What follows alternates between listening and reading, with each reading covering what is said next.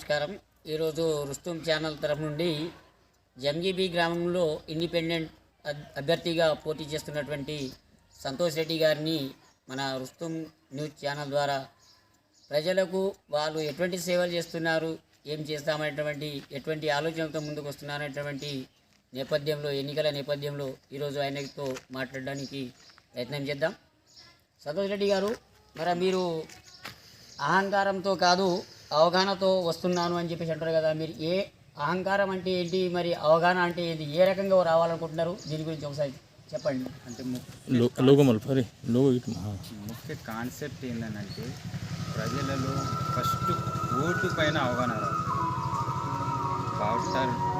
బాబు మన అంబేద్కర్ గారు ఓటు హక్కు అనేది కల్పించారు, ప్రతి ఒక్కరికి ఓటు హక్కు అనేది కల్పించారు. ఆ ఓటు హక్కు అనేది ఏ విధంగా వినియోగించుకోవాలి, ఆ ఓటు హక్కు అనేది ఒక 5 సంవత్సరాల వరకు దాని యొక్క వాల్యూ అనేది ప్రజలలో చైతన్యం రావాలి.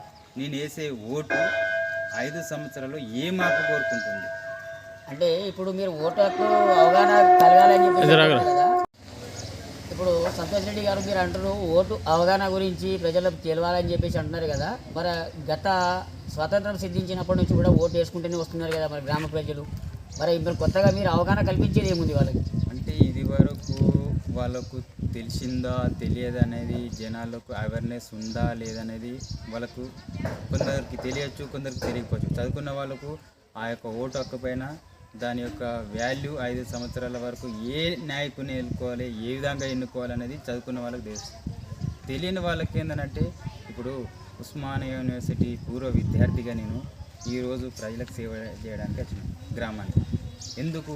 నా పుట్టిన గ్రామానికి సేవ చేయాలనే కాన్సెప్ట్తో వచ్చాను. లేదు ఇంతవరకు ఇది వరకు కూడా చేయొచ్చు కదా అని అంటే అవకాశం రాలేదు. ఈసారి నాకు అవకాశం వచ్చింది కాబట్టి నా పుట్టిన వరకు నేను ఎంతో కొంత అభివృద్ధి చేయాలనే కాన్సెప్ట్తో నేను రావడం జరిగింది. సానుభూతితో కాదు, గ్రామ అభివృద్ధి ఎజెండాయే వస్తున్నా అని చెప్పేసి అంటారు కదా. సానుభూతి అనేది, సానుభూతి ఎలక్షన్లో కూడా సానుభూతి ఎవరిపైన కూడా ఉండదు కదా. మరి మీరు సానుభూతితో కాదు నేను గ్రామానికి అభివృద్ధి చేస్తానేటటువంటి నేపథ్యంతో మాట్లాడుతున్నారు.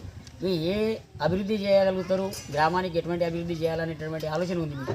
అంటే నేను అనుకున్నది ఏంటంటే, నా పుట్టిన వరకు నాకు కొన్ని లోటుపాట్లు కనిపించింది, కొన్ని ఏం చేయాలనేది కనిపించింది. గ్రామ ప్రజలతో చర్చించాను. ఎస్, మన గ్రామంలో ఇవి మనకు కావాల్సినటువంటి ఉన్నాయి అవకాశం. అంటే ఏంది, గ్రామ భద్రత కోసము సీసీ కెమెరాలు ఏర్పాటు చేయాలి. ఎందుకోసం అనంటే కంపల్సరీ నీడు ఎవరు వస్తున్నారు, ఎవరు పోతున్నారు, గ్రామంలో ఏం జరుగుతున్నది అని తెలియడానికి సీసీ కెమెరాల ఏర్పాటు కోసం ప్రయత్నం చేయాలనే కాన్సెప్ట్ ఒకటి. రెండవది, జనాలకి ఏంటంటే ఆరోగ్యపరంగా ఏంటంటే నీటి శుభ్రత అనేది కంపల్సరీ. కాబట్టి దాని కాన్సెప్ట్తో ఏంది, మినరల్ వాటర్ ప్లాంట్ పెట్టాలి, అది ఫ్రీగా. ఇంకొకటి మినీ ట్యాంకులు, అంటే అక్కడక్కడ పట్లుకోవడానికి, త్రాగునీటికి. ఎందుకంటే అందరూ ఇబ్బందులు పడుతున్నారు. ఈ ఇబ్బందుల నుంచి బయటకు రావాలంటే మన గ్రామానికి కొన్ని నిధులు వస్తాయి, స్టేట్ గవర్నమెంట్ నుంచి వస్తాయి, సెంట్రల్ గవర్నమెంట్ నుంచి వస్తాయి. వాటిపైన కూడా అవగాహన రావాలి జనాలు. ఆ అవగాహన వచ్చినప్పుడు ఏంటంటే వాళ్ళు ప్రశ్నిస్తారు, సెంట్రల్ నుంచి ఎంత వస్తుంది, స్టేట్ నుంచి ఎంత వస్తుంది, ఆ బడ్జెట్ను మీరు ఏ విధంగా ఖర్చు పెడుతున్నారు. ఇప్పుడు నేను అన్నాను సీసీ కెమెరాల ఏర్పాటు.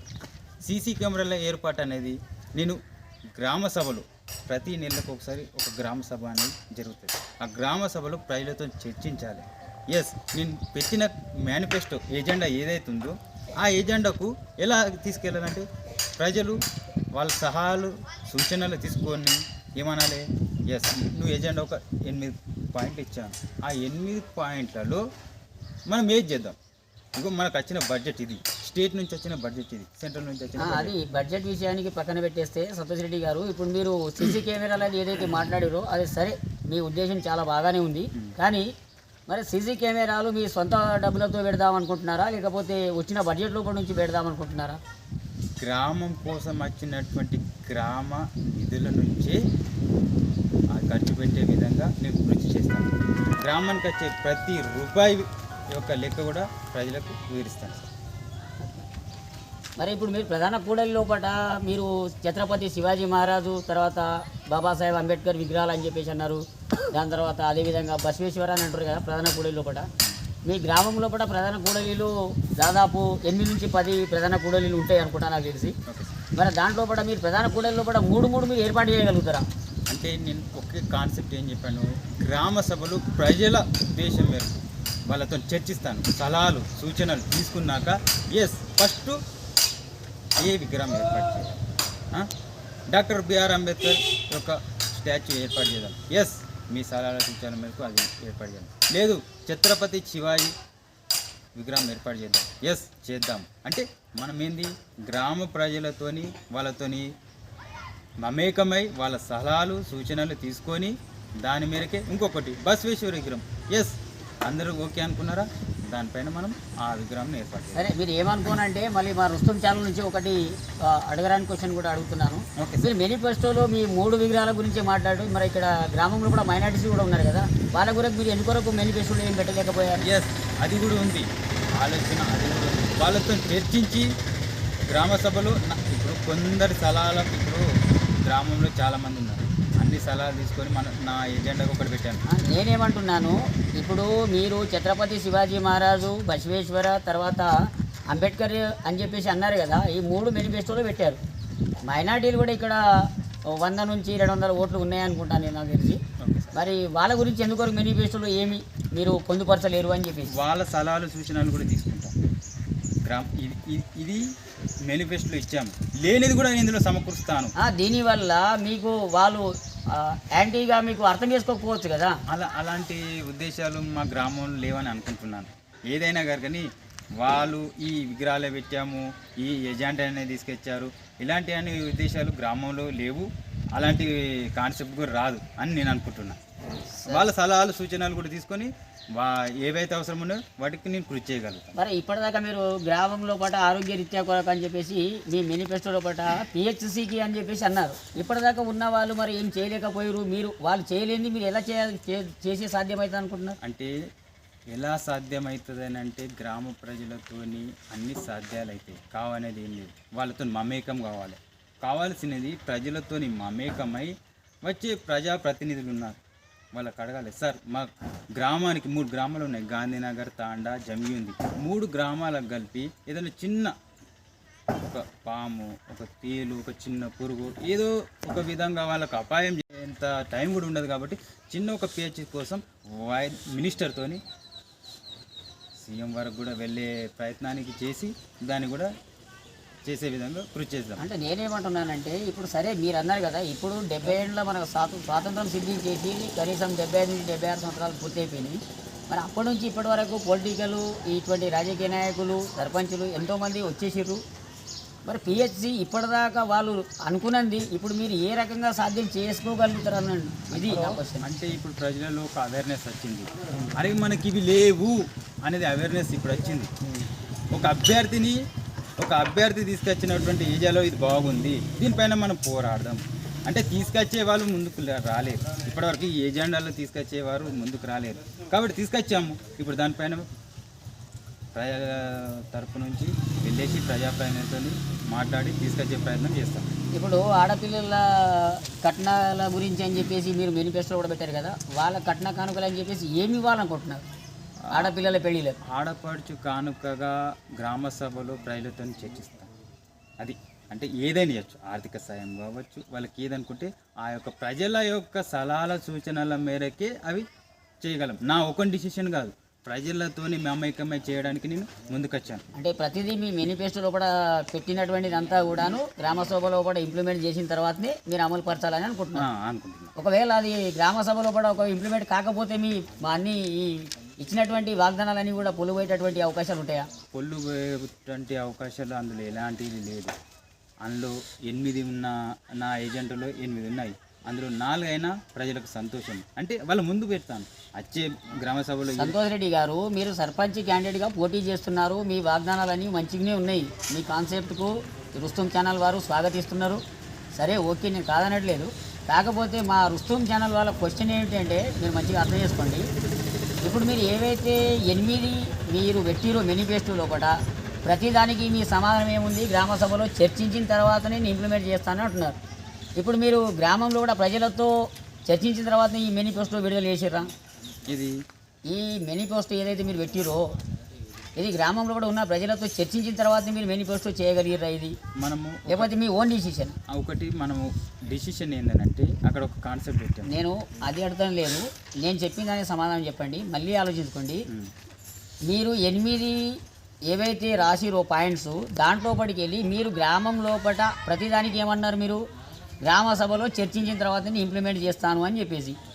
నేను రుస్తుం ఛానల్ ద్వారా మీకు ఒకటే క్వశ్చన్ చేస్తున్నాను. మీరు గెలిచి వచ్చిన అభ్యర్థి, మీరు గెలిచిరు అనుకోండి, ఓకే ఓకే మీరు గెలుస్తారు. ఓకే మరి మీరు గెలిచిన తర్వాత ఇప్పుడు ఈ మీ ఏదైతే మేనిఫెస్టో పెట్టిర్రో ఆ మేనిఫెస్టో మీరు ప్రజలతో చర్చించిన తర్వాతనే మీరు ఇది రాయగలిగిర్రా, పెట్టగలిగిర్రా, చెప్పగలిగిర్రా? మరి ప్రజల్లో కూడా చెప్పగలుగుతున్నారా? మరి మీరు ఓన్ డిసిజన్ తీసుకొని మేనిఫెస్టో పెట్టిర్రా? నేను అది అంటే గ్రామంలో ఇవన్నీ నేను ఆలోచన చేశాను.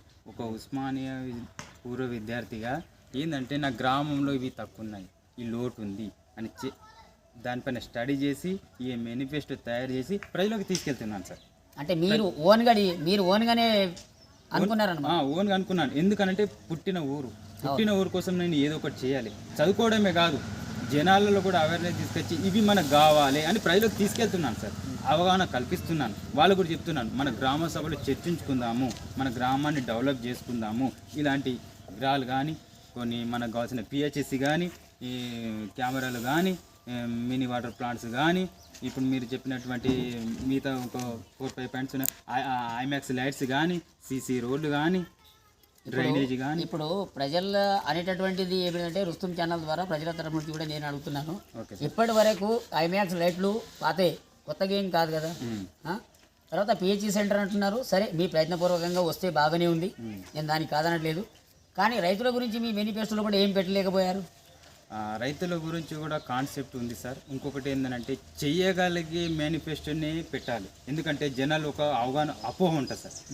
ప్రతి వారు వస్తుంటారు, మేనిఫెస్టోలు తయారు చేస్తుంటారు, చేస్తారు చేయరు అనేది ఒక అపోహ ఉంటుంది. ఆ అపోహ పోవాలంటే ఏవైతే చేయగలుగుతున్నామో ఆ మేనిఫెస్టోని తయారు చేసుకోవాలి. తర్వాతన ఒకవేళ మనకు నేను చెప్పాను, ఒక పాయింట్ పెట్టాను, గ్రామ సభలో చర్చించి ప్రజల సూచనల మేరకు మన బడ్జెట్ని బట్టి ముందుకెళ్దామని అన్నాం. ఎస్, మీరు అన్నారు, అది మంచి కాన్సెప్ట్ సార్. వ్యవసాయదారుల గురించి నువ్వు ఆలోచించలేదు అని అంటున్నాను.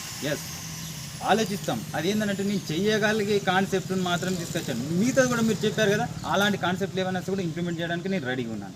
నాకు ఎందుకనంటే మేము రుస్తుం ఛానల్ ద్వారా మీకు ఒకటే అడుగుతున్నాము. మీ దగ్గర ఇప్పుడు మీ తరి ఏరియా ఏదైతే ఉన్నదో నీటి పారకము, దామరగిద్ద చెరువు ఉంది, దాదాపు 1100 చిల్లర ఎకరాల మొత్తం నీటి సాగు, ఇదంతా కూడా దామరగిద్ద చెరువు కిందకే వస్తుంది. మరి దాని గురించి మీరేమైనా మీ ఆలోచనలు ఉన్నాయా? ఉన్నాయి సార్, ఉన్నాయి. ఏంటంటే ప్రజలు నాతోని నా వైపు ఉండి వాళ్ళ ప్రజలతో మమేకం అవుతున్నాను కదా. నేను ఒకవేళ గెలిచాను అనుకో, వాళ్ళ ప్రజలతో మమేకమై దానిపైన ఎలాంటి విధంగా మనకు నీరు కావాలని అనుకో, అక్కడ అధికారులతో చర్చిస్తాం. మనకు ఎంతవరకు వస్తాయి, ఎన్ని టీఎంసీలు వస్తాయి, ఎన్ని టీఎంసీల వరకు వాళ్ళు ఇవ్వగలుగుతారు. అది ఎందుకంటే నేను చేసేవే చెప్పాను, చెయ్యని. జంగిబి గ్రామం స్వతంత్ర అభ్యర్థిగా చిట్టప్ప సంతోష్ రెడ్డిగా నేను నిలబడడం జరిగింది. సో నా యొక్క గుర్తు వచ్చేసి సర్పంచ్ అభ్యర్థిగా కత్తెర గుర్తు. ఈ యొక్క కత్తెర గుర్తుకు వేసి మీరు గెలిపించినట్టు నేను ఇచ్చినట్టు మీకు 8 హామీలు ఉన్నాయి. అందులో తూచా తప్పకుండా గ్రామ సభలో చర్చించి ప్రజల సూచనల మేరకు వాటిని ఇంప్లిమెంట్ చేయడానికి నేను కృషి చేశాను. ఇంకొకటి ఏంటంటే నా పుట్టిన ఊరుకు సేవ చేయాలనే కాన్సెప్ట్తో ముందుకొచ్చాను. అందరూ సహకరిస్తారని నేను కోరుకుంటున్నాను. ఉస్మానియా యూనివర్సిటీ నుంచి పై చదువులు చదివి తన గ్రామానికి జననీ జన్మభూమిత్యా స్వర్గాదపి గరియేసి అన్నట్టుగా అటువంటి ఒక ఆలోచనతోనే ఈరోజు మన గ్రామంలో కూడా గ్రామానికి సేవ చేయాలనేటటువంటి ఆలోచనతోని, మంచి ఆలోచనతోని సంతోష్ రెడ్డి గారు స్వతంత్ర అభ్యర్థిగా పోటీ చేయాలని చెప్పేసి, ఈ ప్రజలకు ఏవైతే కావాలనేటటువంటి సదుపాయాలు, సకల సౌకర్యాలు ఏవైతే కల్పించాలని చెప్పేసి ఉన్నదో, బీద బడుగు బలహీన వర్గాల పేద ప్రజలకు సేవ చేయడమే నా లక్ష్యం అని చెప్పేసి వారు రుస్తుం న్యూస్ ఛానల్ ద్వారా ప్రజలకందరికీ కూడా తమ గుర్తును, ఈ యొక్క సందేశాన్ని అంతా కూడా రుస్తుం న్యూస్ ఛానల్ ద్వారా అందిస్తున్నారు. సరే, సంతోష్ రెడ్డి గారికి కూడా ధన్యవాదాలు. రుస్తుం న్యూస్ ఛానల్ నా నంబర్ చెప్పు. ఈ సర్పంచ్ ఎన్నికల్లో పోటీ చేస్తున్నటువంటి అభ్యర్థులు ఎవరైనా సరే మీ యొక్క ప్రచార నిమిత్తము కావాలనుకుంటే రుస్తుం న్యూస్ ఛానల్ని సంప్రదించినట్టయితే మీకు మీ యొక్క ప్రచారాన్ని పూర్తి స్థాయిలో ప్రజల్లో తీసుకుపోయేటటువంటి యొక్క బాధ్యత రుస్తుం న్యూస్ ఛానల్ ద్వారా చేరవేయడం జరుగుతుందని చెప్పేసి కోరుకుంటున్నాం. మీకు కావాలనుకున్నటువంటి వాళ్ళు కింద ఇవ్వబడినటువంటి నెంబర్ను సంప్రదించవలసిందిగా కోరుచున్నాం. సదా మీ సేవలో Rustom news channel Tadakal. Okay.